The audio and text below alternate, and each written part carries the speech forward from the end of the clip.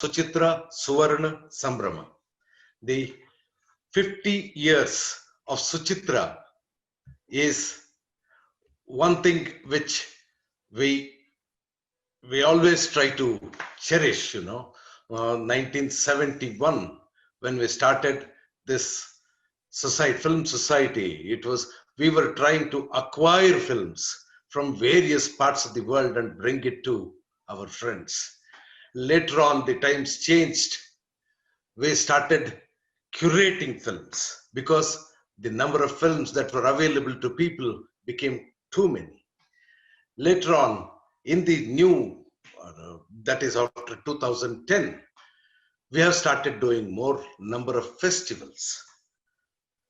As part of the 50th year, this 50th year celebration is a year-long thing which is going to happen from, it has started happening from August 28th of 2020, and it will end on August 28th, 2021, when Suchitra will actually become 50 years old. And in this process, this is the fifth event where we have curated, with the help of pedestrian pictures, 5 films on Sufi traditions.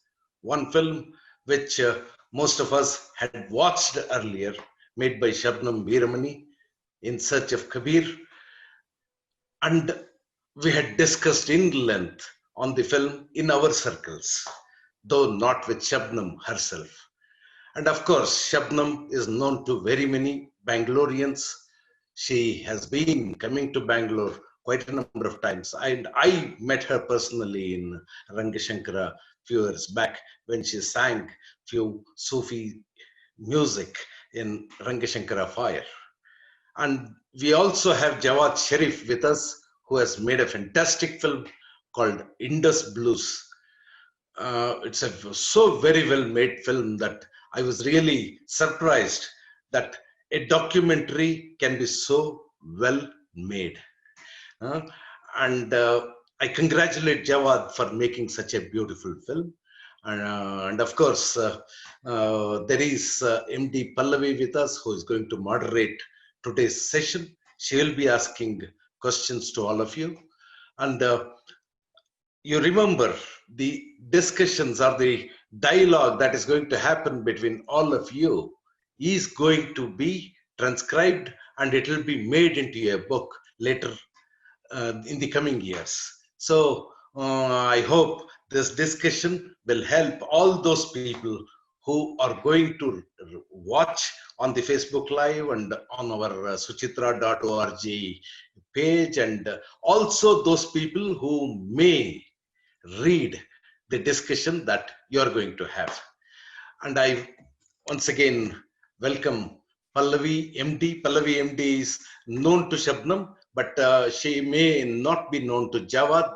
Jawad Pallavi is one of the finest singers in Bangalore. She is also an actress. She is also an activist.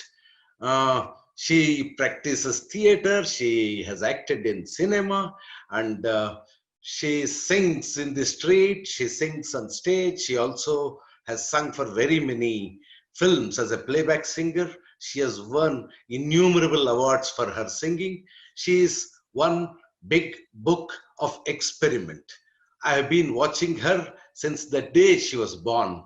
That day on January 1st, when she was born, from that day to this day, I'm always surprised by the growth that this girl has reached.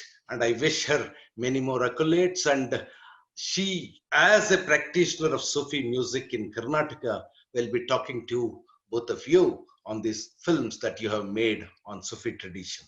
Now, the platform is left to Pallavi. Begin, Pallavi. Thank you, Suresh, B. Suresh, for first of all disclosing my birth date. I hope to get many more presents from this year onwards. Thank you. It's really an honor to be in this session with two really absolutely brilliant filmmakers and practitioners of the art itself.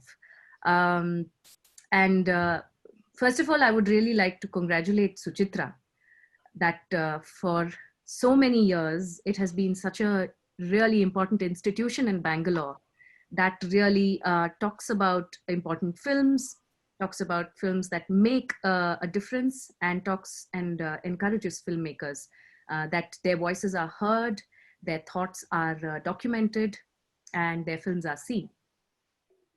And thank you, Pedestrian Pictures, for making this possible. So let me first introduce, for those who have come just joined in, let me introduce what this session is all about, and then we can start the discussion. So Suchitra has been, for the last couple of days, has screened some brilliant films by these two filmmakers, Shabnam Veeramani and Jawad Sherif. And the films that have been screened are Indus Blues by Jawad Sherif. About Indus Blues, the film talks about Pakistani folk artists. In the film, Pakistani folk artists talk about their struggle to keep a fading art form alive while reminding the world what they are about to lose. The diverse cultures around Indus, with over 70 spoken languages, have deep roots that go back centuries. Actually, if you see the film, you will hear this again and again from various practitioners who say, "Ye 300 purana, 1000 saal purana." Like, this is such a common usage in the world of the folk music. And filmmaker Jawad Sherif takes us on a journey spanning 1,000 miles from the Karakoram Mountains to the southern coastline. It is really an exploration of this age-old musical tradition and its state in the modern world. And to talk about the filmmaker himself, he is an award-winning filmmaker, and he has come into prominence for exploring the often ignored social subjects. His work focuses on the interface between the dominant culture and the real impact on people, society, and the environment. He's an alumnus of the Swedish Institute and Institute for Auslandbeziehung, if I said that right, from Germany. And he was awarded a scholarship at the UCLA School of Theatre, Film and Television in 2016. He was also the festival director at the Asia Peace Film Festival and a jury member of the Jaipur Library Academy Awards. Thank you, Javed. There is so much more that one can say about you, but I think I will let you, your words speak for yourself. And thank you for joining us, Jawad. I hope I'm saying your name right, Jawad Sherif. Yeah. Thank you so much, and I feel honored to be part of such a great panel. I mean, this is such a, I feel so good, and specifically when it comes things like, or collaborations like from across borders. So I would love to be part of it. And yes, and thank you so much for such a nice introduction. I mean, I was in discussion with Pradeep, with Deepu since last month for this festival and for this screening, and I am glad that finally this happened, and finally we are having discussion on it. Thank you. Thank you, Jawad. Thank you. I'll come back to you in a bit, and as I introduce the next filmmaker who's with us in this session, and that is Shabnam Veeramani. Shabnam Veeramani is very, very well known across India and across the world for really bringing to light the works of Kabir, most importantly. And she's a documentary filmmaker. She is a co-founder of the Drishti Media Arts and the Human Rights Collective. And she has directed several documentaries, some of which have won many awards. And the films that she has made were a part of this showing. And the films were Had Anhad, Bounded and Boundless, Chalo Hamara Desh, Come to My Country, Koi Sunta Hai, Someone Listens, Kabira Khada Bazaar Mein, In the Market Stands Kabir. So these 4 films were shown in the couple of days that this Pedestrian Pictures Festival was organized. And just to give you an idea of what an impact it had, Unheard won around 5 awards. It won the 1 Billion Eyes Documentary Film Festival Award. It won the Mahindra Indo-American Arts Council Film Festival Award. It was the inaugural film at the Vibgyor International Film Festival. It was shown in the Kala Ghoda Film Festival. Chalo Hamara Desh, again, was shown. These are awards and nominations that I'm talking about.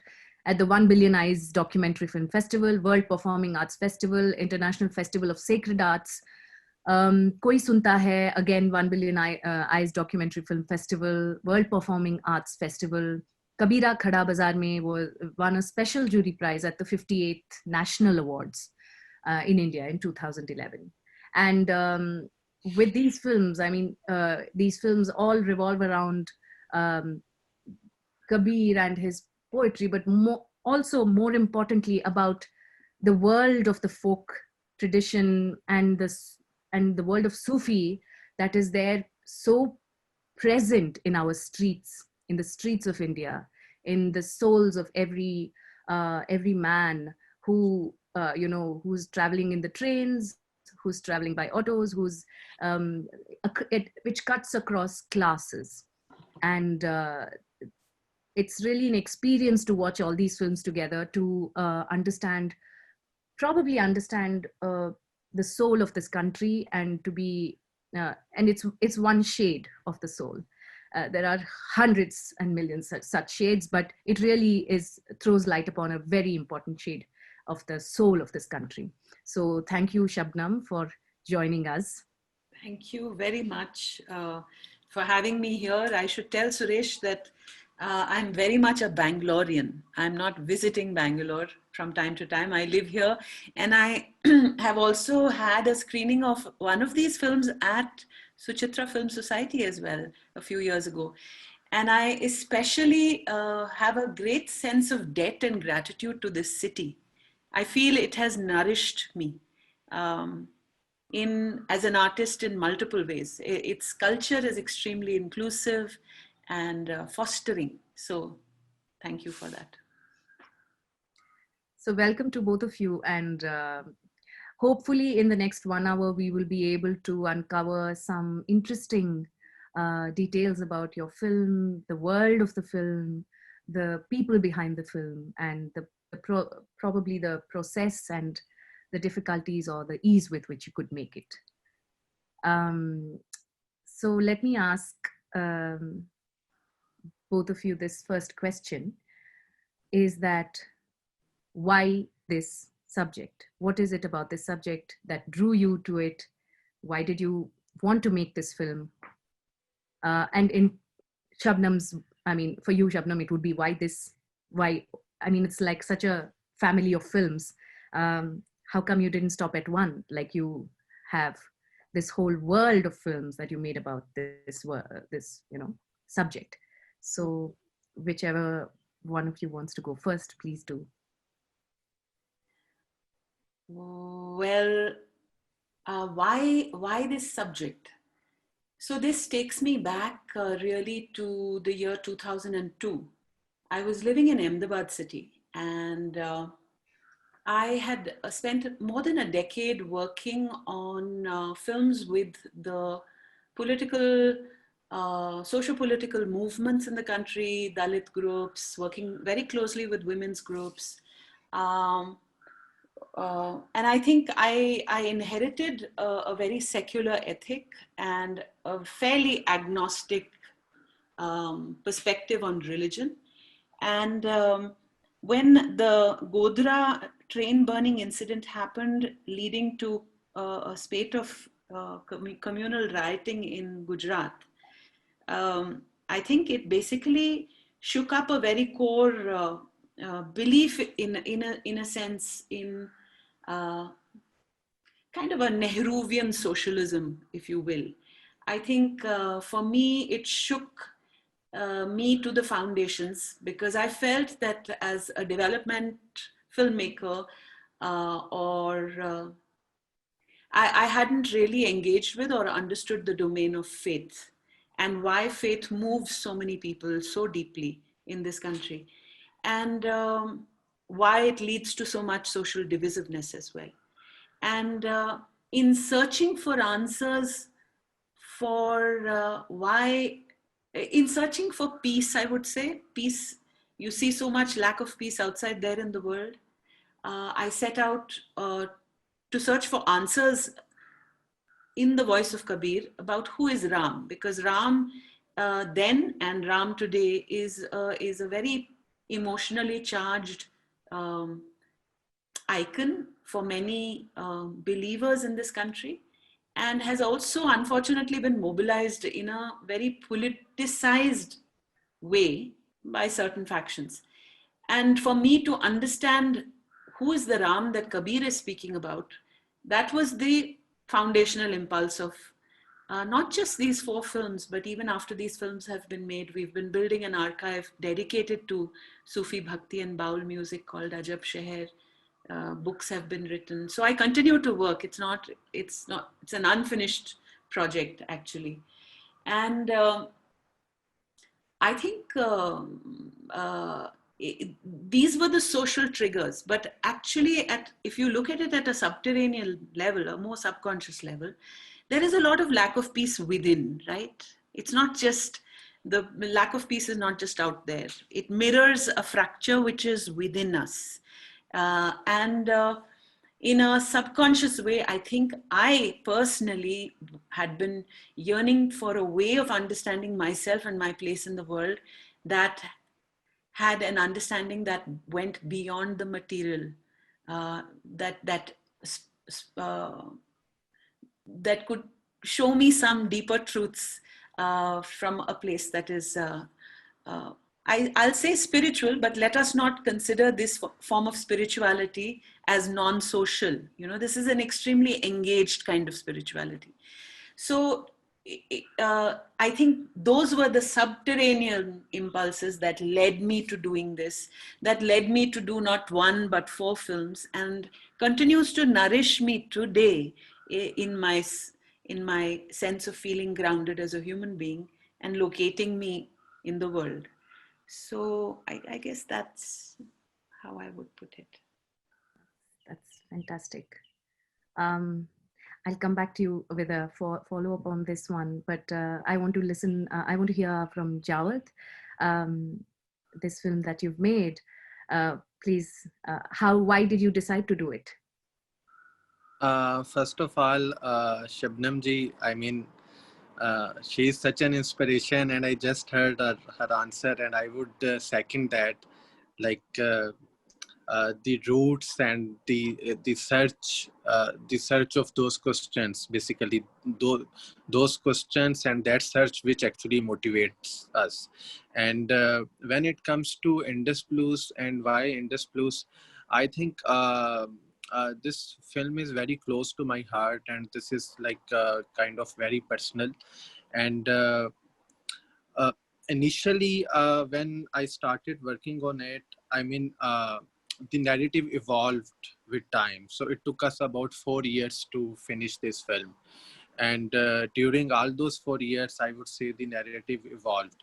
But initially, I would say that the whole concept and the core idea, it came from actually the behavior from the society, specifically when I talk about Pakistan. I feel like somehow we disowned our culture.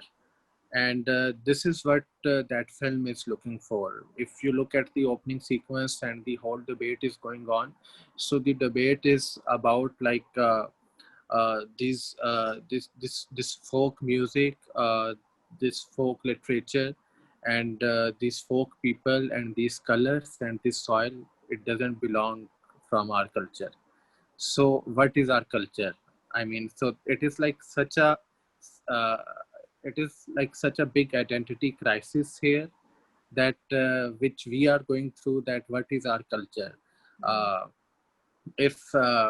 if if this is not our culture, so where we belong from, like and the whole confusion between religion and culture. So that was the another thing, you know. So like we didn't inherit our culture from Arab, you know. so so that was the debate which actually motivated me to keep searching and keep finding those answers. So that's how we started work on it. Initially the idea was about the musical instruments, that which those are actually fading out, and no one plays it anymore, or there is only one musician who plays that instrument, or and there is no one who makes that instrument. Basically the film also goes into the making of those musical instruments and those craftsmen, that what is the story behind that instrument. And it's not just about that that musical instrument, it's about the whole culture, whole culture and the history which is linked with that instrument, which is we are going to lose.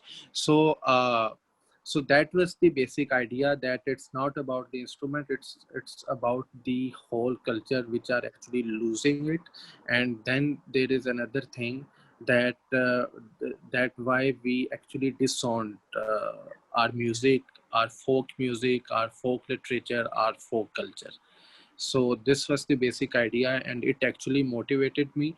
And during the production, when we faced a lot of challenges, specifically when we went to the remote areas to film some of the musicians, and there were a lot of resistance. So that was the so we were actually finding the reasons why this resistance, and how the whole narrative is changed during those past years. So, and I think this film is the first step, and we are still, uh, we are still in search of those questions. And it's just kind of like we just started the process, the thinking process, that that how to actually, how to deal with it, and how to find the answers, and how to actually you know to unlearn all those things which are not our which are not our part of culture. Yes. Yes, thank you. I mean, in your film, like I said, there are musicians who say this is a 300-year-old tradition, this is a 1,000-year-old tradition. And I mean, when we say that, it's very clear to us that we are all just one people. It's a very new idea that, you know, we are from different countries, and our cultures probably they have so much give and take between each other, that I mean, what you're saying is also true for us, and what we are saying is also true for you. Um, Yeah. and about this, you know, question of identity and ownership of, you know, the art, and what the art wants to say, and the folk music. And there was a once I had gone to perform, I mean, before this pandemic, of course, I had gone to North Karnataka to perform in a small town. And there somebody told me that, you know, there were this really brilliant group of folk musicians, and one of them, I met them, and he was just outstanding. And I asked him, so where is the rest of the, you know, where are the rest of the musicians? And he said they're all migrant laborers in Bangalore. So I mean, we lose our music and culture and tradition for, I mean, our arts to many such things. You know, it's not just a problem of um, rejection of it, but also it's such an inevitability that these people face in smaller towns, or in when it just doesn't pay. I want to ask Shabnam and then Jawad, because you both your film, I mean, I'm calling Shabnam's as one film. It's a body of films, of course. Yeah.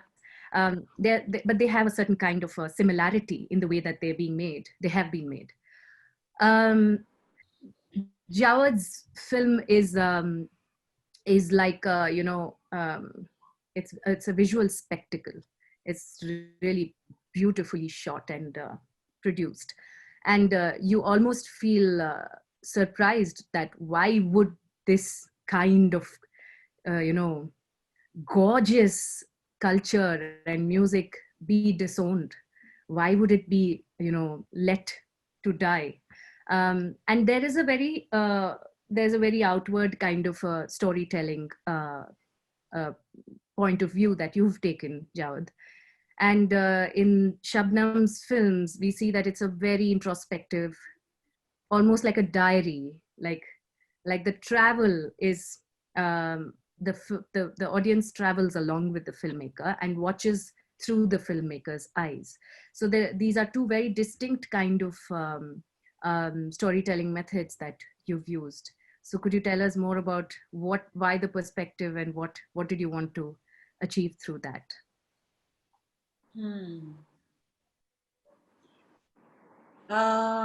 Yeah, that's a good question, Pallavi. I think it was for me something that I watched carefully when I was editing the films, which was how much of myself to put into the films.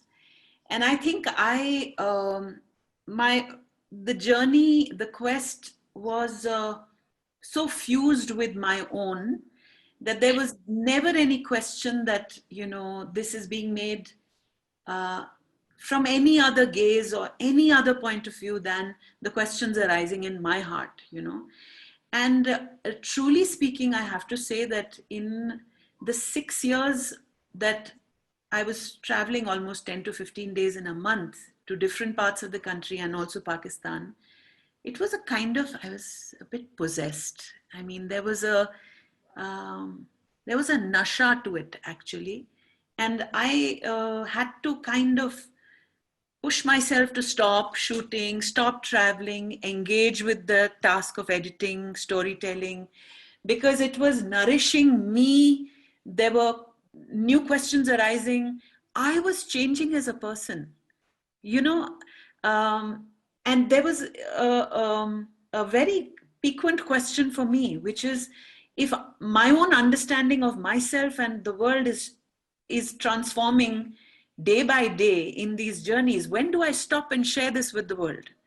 You know what I mean? Like anything seemed too premature, because it felt like a mahasagar of like a universe of seeking, and I was acutely aware of what a novice I was in these journeys, what novice-like questions I'm asking. And at what time do you feel ready to share an understanding with the world was a challenge. People spend lifetimes on understanding a subject like this, and it's never enough. So I don't know if that answers your question, but really it became, therefore, even reflected in the form of the films, in the sense that there is no definitive statement being made anywhere. It's an exploration, and many questions are left open-ended, because it's like, kahan uth rahi hai ye awaaz? Koi sunta hai? Where is this sky? Where is this voice? And who is listening? I still don't have the answers. And so they were always left as open-ended questions, and you would only get glimmers of possibilities that were left open-ended. And I deliberately also left contradictions in place in the film, where you see one point of view and you also see an opposing point of view, and you are left with that discomfort of not having something resolved, because that's, I think, not the state I was in. That's the state I think the Sufis would demand that we be at all moments, that we never arrive at a state of confident certainty, of knowing things very dualistically from one perspective, but to stay in that wondrous place of not knowing. So I think that got reflected in the films. And regarding the choice as a filmmaker, my approach is very instinctively very sahaj and non-staged. So I prefer to leave things in the frame. I prefer to just arrive and shoot. uh, the less set up, the better, you know. So I think you see that aesthetic in the film, of spontaneity, of here and nowness, of least possible contrivance. Yes, that's very, very like a part of the experience of the film, that you feel like you are sitting inside that specific place, and things are happening as you watch them. There's that sense of, you know, immediacy to it, Right. spontaneity. Right, Yeah. right, right. And I think it's also how much to locate yourself, because that creates a tremendous sense of, I guess, honesty, for lack of a better word, where you are located in that space. You're not being silent. If you have a disagreement with someone, it is being reflected there itself. The argument is unfolding on the camera. Or if your presence is changing the way things are unfolding, that is also revealed. So it's a conscious choice to reveal the presence of the filmmaker in that space, and to become a part of the action, you know, and um, mm, uh, yeah. There are so many place points in these films where, like you said, the position, or the you know, the filmmaker is very present by allowing that moment to happen, Correct, you know. correct. Yeah, So that's such an interesting choice of edit, right, that you feel the filmmaker being present there and saying, I will let this be seen. correct, There are correct. many moments in these films like that. Very true. And I think, curiously, by revealing my presence in that moment, I also make space for you to be present there.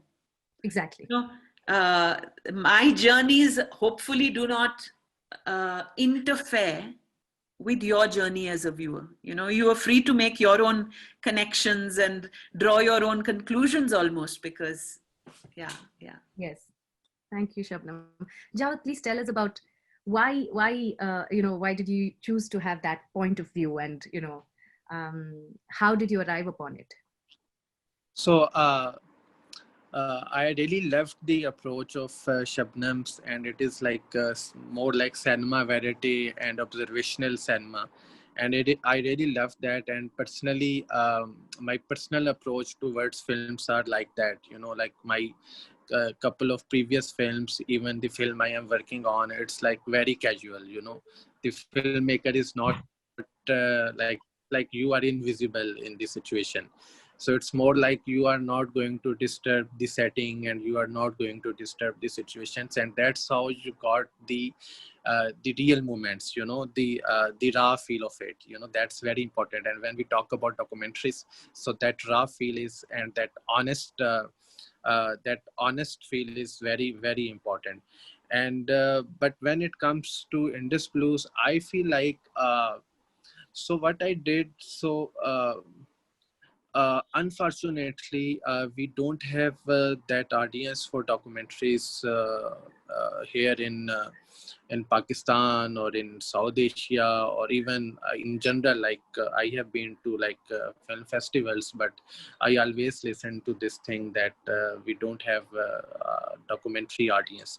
And when we talk about our region, so it is more difficult, you know, to to get people to watch documentaries, and specifically for such a niche subjects, you know, subjects like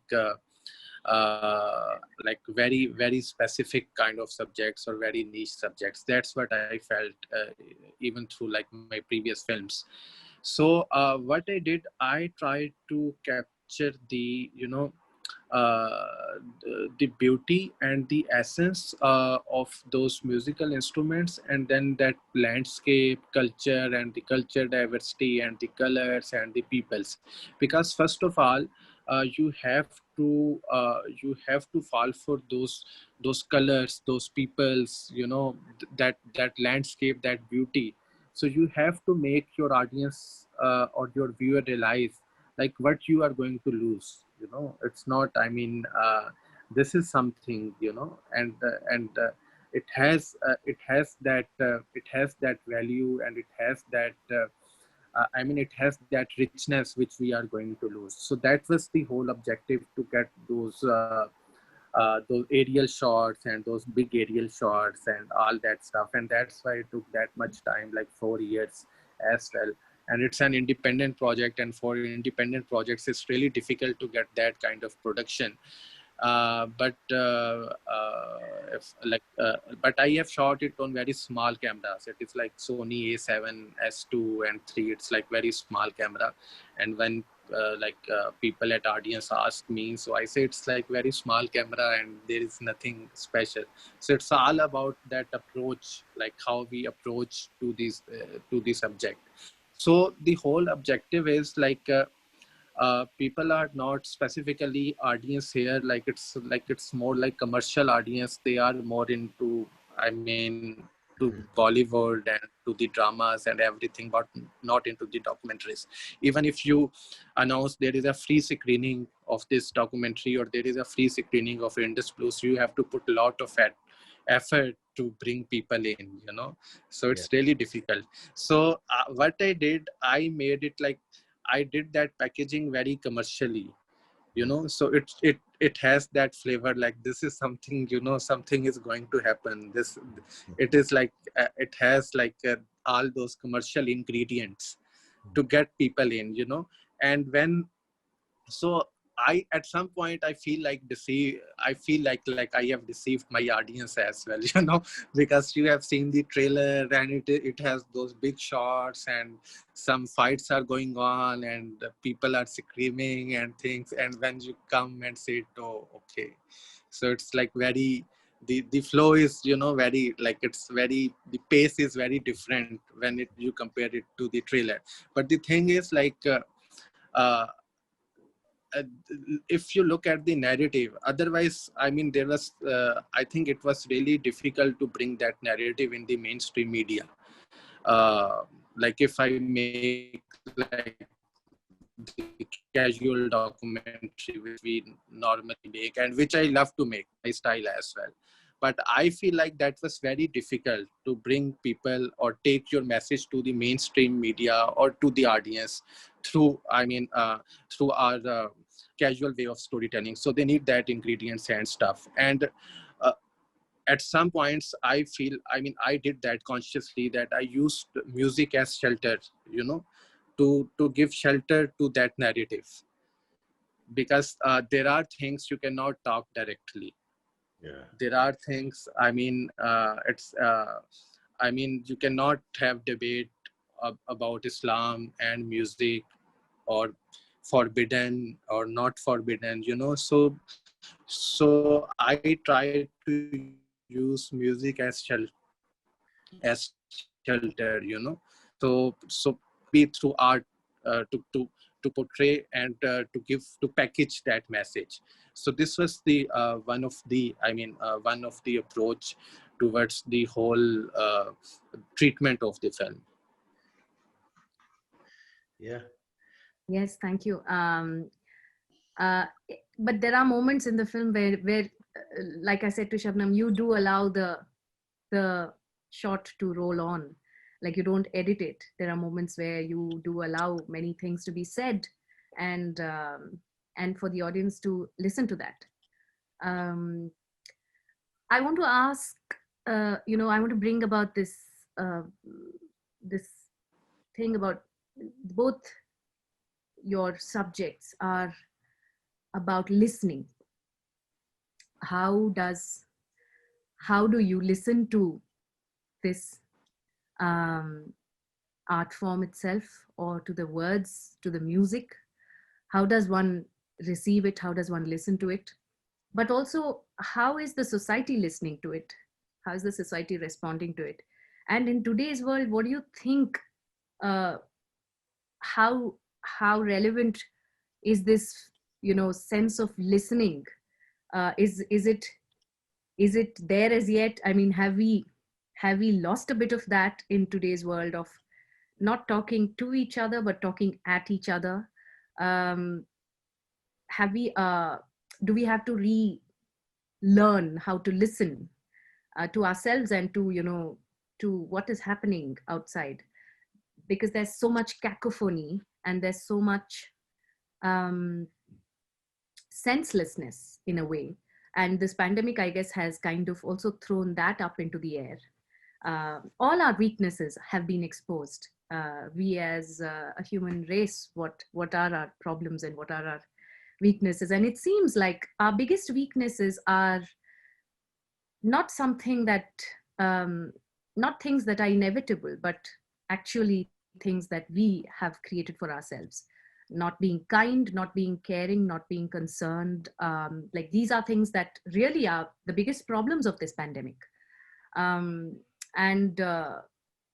what do you have to say about that? Like your films are so much about the soul and the internal and the art of listening to deep within, and also the art of listening to what's being said. And as documentary filmmakers, I mean, this is the biggest thing that a documentary filmmaker has, to go and to listen to what is being said, and then come back, think, contemplate, and present it in a way that, your argument is also placed, but that person's argument is also placed. So what do you have to say about that? A beautiful question. Thank you, Pallavi. It opens up so many rich possibilities. As a documentary filmmaker, we tend to, or I had to very consciously move in my journeys with Kabir, move away from a discursive mode to an immersive mode. And I'll explain what I mean. One scholar of Kabir I met in Banaras once said to me, and I was in discussion with him, he said, Kabir समझने की चीज है जरूर, लेकिन उससे कहीं ज्यादा कबीर गुणने की चीज है. To translate, he's saying, yes, you can understand Kabir for sure up to a certain limit, but really far more than that, Kabir is to be hummed and listened to. Gunna, unki dhun mein gum hona. Now, this to me signals two modes of apprehending reality even. I feel our age, post-enlightenment, in this modern age, we are too beholden to the cerebral intellect. We are in the thrall of the, god of reason and rationality.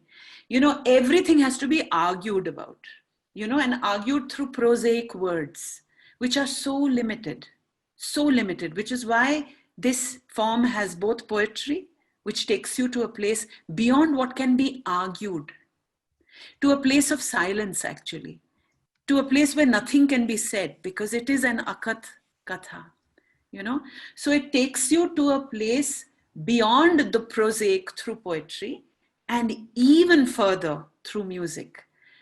Because that's what the capacity of music is. It is to take you to a place of wordless cognition of some kind, right? You can't even often say it in words like, Mujhe kya hua? Why was I overcome listening to someone sing that poem or that Sufi song? People, their eyes are streaming with tears and they can't explain what part of you has been touched. So this idea of listening is so integral to the oral traditions, right? The oral traditions in which this poetry travels, it's all about listening. Kabir even says, Suno bhai sadho. He's not saying, Padho bhai sadho. Right? He is saying, listen. And in the Nirgun traditions of bhakti, and I would argue also the Baul, the Sufi, the more Sagun Bhakti traditions, there is such an emphasis on music and listening. In the Nirgun tradition, there is an emphasis on Shabd. Shabd means both word and sound. And in a sense, the Shabd is the divine. Many people will argue that the Naad is what is being apprehended. And my feeling is that the reason why the Nirguni will take us beyond the Sagun, the form, is that form, at the risk of oversimplification here, bear with me, creates a sense of division, you know, because when I see something, it's out there and I'm here, right? But what does sound do? Sound cannot be heard without it becoming part of your body. You know, you cannot listen to rhythm without your body moving. Sound crisscrosses, penetrates, breaches boundaries, perhaps more effectively than view or gaze. So the Nirguni will say, listen, because sound is also evoked in the Big Bang, right? It was not the big light, it was the Big Bang. You know, that, and why are they speaking about the music of the spheres? I'm drawing broad sweeps here, so bear with me, I may be oversimplifying, but there is something here. Why are they speaking about Anhad Naad, about that unstruck cosmic sound that we can hear in our bodies and in the universe if we are able to quieten our cacophonic buck, buck, buck, buck, buck minds to connect. And that sound, if we can hear it, dissolves the boundaries between me and other, between self and other, between India and Pakistan, between between self and God, between singer and song. These are all the boundaries between singer and listener. These are all the boundaries that begin to dissolve and melt when we truly listen. So really, it's a very, very powerful question and very germane to the entire enterprise of, I think, what all this is about. Thank you. Wow. There are two moments in each of your films which are really terribly insightful. Jawad, I know you want to answer this question too. I just say this and I'll allow you to respond to this question about listening.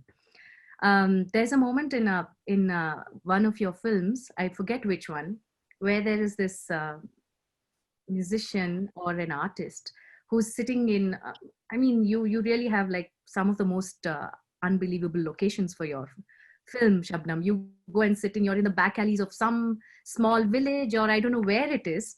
And they're sitting and they're just, I don't know how you got them to be so, unaware of the camera itself, unaware of being captured, because it doesn't seem like that. So he says, look, don't intellectualize this. I know he says. talking about. And he says, I'll tell you what it is. Do you want to, I forget what he says. Does he say, do you want to find the answer or something like that? He says, if you want to find the answer, don't intellectualize it. Just turn your hand, he says. All you have to do is this. Yes. And that gesture. It's unbelievably beautiful what he says, because it is simplified to the most minutest detail, I don't know. I mean, I don't want to explain what he said, but you can find 100 answers in that. This is such a beautiful point that you have raised. And I'm going to link this with something that a Veena player told me once. Because you're talking about listening, Pallavi. You are such a wonderful singer and an artist. When you are singing, are you doing this or are you doing this? A Veena player told me that the architecture of the Rudra Veena has been designed so that the best acoustic rendition of what the Veena player plays comes back to the player. It doesn't go to the audience. Now, to me, that speaks volumes. It really speaks volumes, because as an artist, who are you? What is it all about? Is it an inner communion? Is it a search, a self-interrogation to which an audience eavesdrops, actually, But is it this or is it this? I think our age is all about this. There's very little this happening anywhere, you know. And the other moment in Koi Sunta Hai, towards the end, if you remember, Vijay Sardeshmukh ji, who is no more, wonderful disciple of Pandit Kumar Gandhar, he said something that was so beautiful. And it's in fact the sentence that we end the entire film on, Koi Sunta Hai. He says, Kumar ji kaha karte the, मैं सुन रहा हूँ जो आपको सुना रहा हूँ. वाह, क्या बात है. You know, what is that? It speaks volumes. I mean, you are first in a place of humility, of receptivity, of submission, of surrender, because you are confronting something much vaster than yourself, and you have placed yourself in that place of first listening, of receiving something, of taking an in-breath before you breathe out. Nowadays, we are in a very different state of the aesthetic dimension. I mean, I'll draw another parallel from a very non-performative art space. You know, the Meenakari of Rajasthan, you know, they make those beautiful earrings. The Meenakari of the old days would be done not just over here, but equally beautifully on the back. Which no one is going to see, right? Why does an artist do that? Yeah.